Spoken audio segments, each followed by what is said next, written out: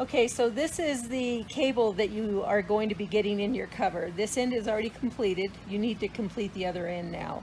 So when you figure out where this loop needs to be when you finish your cable, you are now going to make a loop that is the same as this one.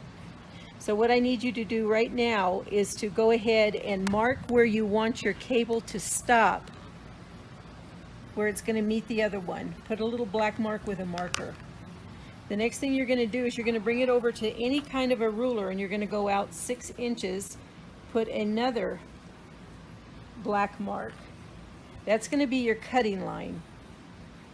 Okay?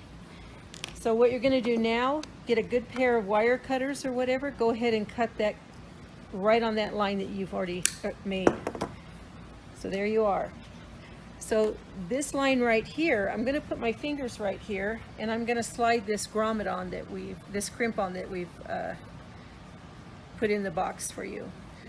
Slide it all the way to the end, and I put my fingers right here to hold it into place, and I put one finger on it to stop it from sliding while I'm accomplishing this. Go ahead and put it in the extra hole.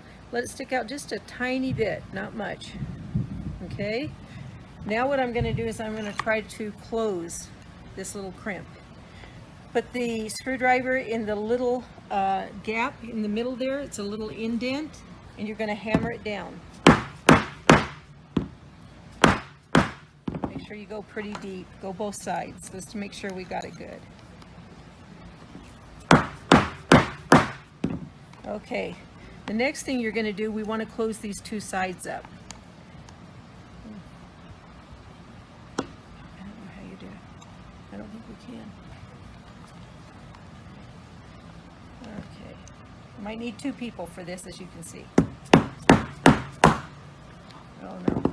It's I'm going to do, you can't get it this direction, which we normally do, so what I'm going to tell you to do is just go ahead and hammer that indent as best you can, because you want to make sure that cable doesn't move.